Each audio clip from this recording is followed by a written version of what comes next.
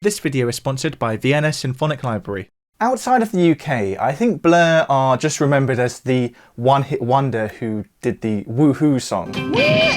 But Blur were responsible for many fantastic pop songs, really interesting pop songs, some of my favourite songs.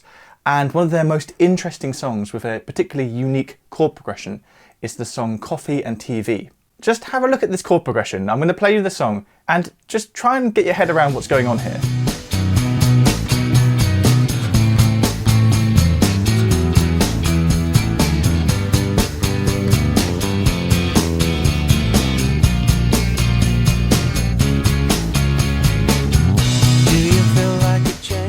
So this is almost definitely a chord progression that's not been used in any other songs. Correct me if I'm wrong, but I've never seen anything like this in another popular song. So what we have, well, we start on the chord B. Then we move to this chord. Interesting sound, I know. We'll come back to that. Then to E. Then we go to G. And then we have this chord, which is, it's basically an F major 7, but with the B added in, which is effectively the sharp 11 note. Okay, interesting. And then we go to B flat, and then we go to D flat, and then we go back to where we started.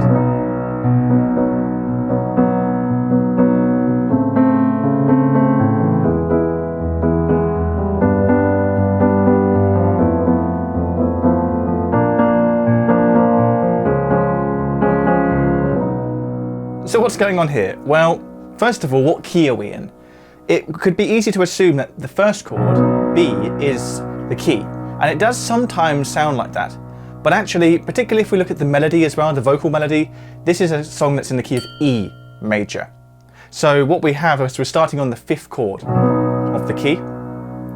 Then we're going to this weird chord, right? And you might be thinking, David, you've got that chord wrong. That can't be the chord we're hearing, but it is.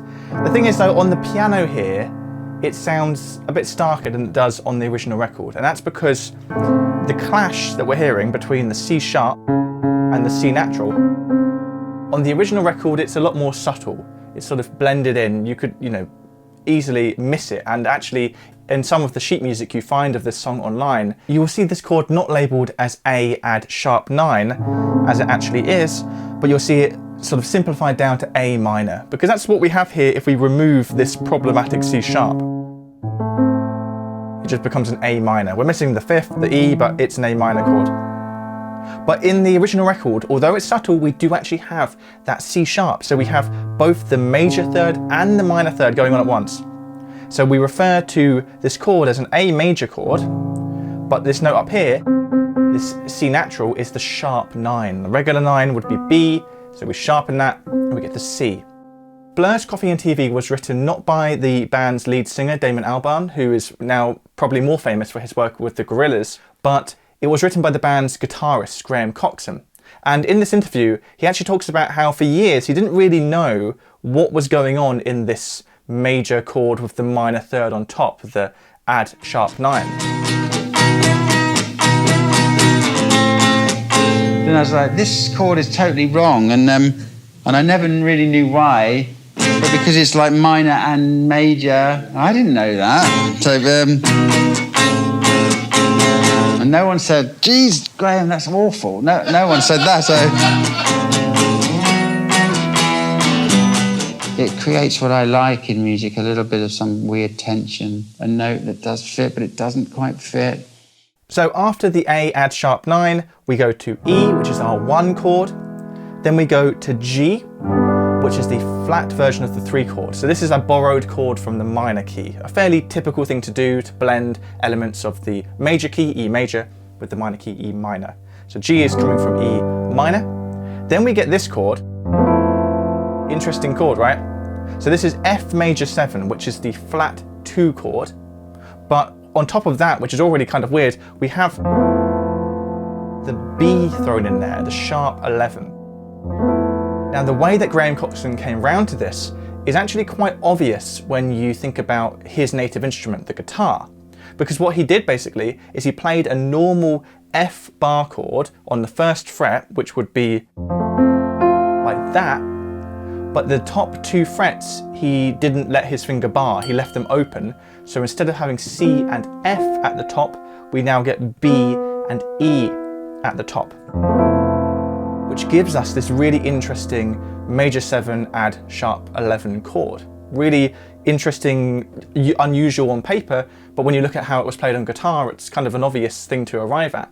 And actually those added notes, the B and the E added in to the F chord, helps this chord blend into the key, because F doesn't actually belong in the key of E, right? But the notes B and E very much do belong in the key of E. So that helps pull this non-diatonic chord into the context of the key. So it makes more sense thanks to those 2 notes at the top. And next we get 2 chords which sort of on their own are normal sounding chords, but in the context of this key are really weird. So we then, from the F major 7 sharp 11, we go to B flat, and then we go to D flat. And then we go back to the top, B. So what's going on with those? Because the B flat chord, in the context of the key of E, that's the flat 5 chord, a really unusual chord to find in any key, any song really. But how it works here is the magic of the perfect fifth. So I've talked about before in my Circle of Fifths chord progression video how if chords move by the interval of a fifth, even if they're not in the same key, they will still work, because the fifth is just the most consonant, most wonderful interval we can have. It will always work, it's foolproof. So when we're on the F major 7 sharp 11 chord, the B flat is a fifth away, right? So we're just taking a step around the circle of fifths to get there. So even though in the wider context of the key, B flat doesn't really make sense in the key of E, in this micro moment, moving from F to B flat, it just works. It sounds fine because it's that relationship of a fifth. And then we move to D flat. Now what's going on here? D flat, once again, is a chord that really doesn't belong in the key of E, and even alongside B flat, it's a bit weird. So how does this work? This is what we can call a chromatic mediant. I've made a whole video on them, and I also talked recently about how Kate Bush's Wuthering Heights uses chromatic mediants. Basically, chromatic mediants are 2 chords that are a third apart from each other, either a major third or a minor third. So here, they're a minor third apart from each other, right? B flat and D flat. And if those 2 chords that are a third apart are the same quality, i.e. major or minor, so these are both major chords, that means that they will have a note in common. In this case, it's the note F. That F stays consistent between B flat and D flat. And that sort of marries these 2 chords together, despite the fact that they don't really work together in any sort of traditional functional way. But they can kind of both blend together because they have that similar colour thanks to that consistent tone. So this chord progression we're looking at is of the verse of Coffee and TV. But there is a second section, the chorus, and here we get a far more typical chord progression of C sharp minor, which is the 6th chord, B, which is the 5th chord, and A, which is the 4th chord. So I personally think this chorus, which has a far more typical sort of bread and butter chord progression, balances out the unusual nature of the verse chord progression.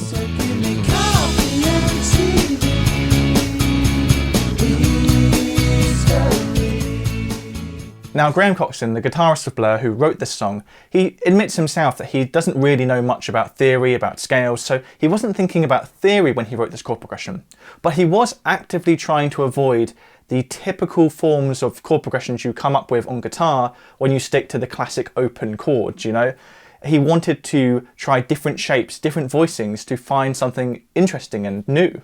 I like the idea of not playing like everybody else in the Britpop thing or whatever. It was a lot of this kind of, and it was like, it was so boring. And I was listening to American bands like Pavement and Sonic Youth and, you know, stuff like that. And they were great to watch and listen to because they were doing this kind of thing, these kind of chords and these kind of voicings of chords.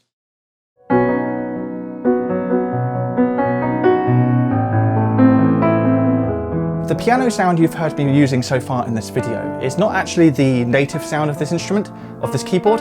It is the new Fazioli F212 by VSL. VSL have an amazing range of virtual piano instruments, and I genuinely think that they are the best on the market.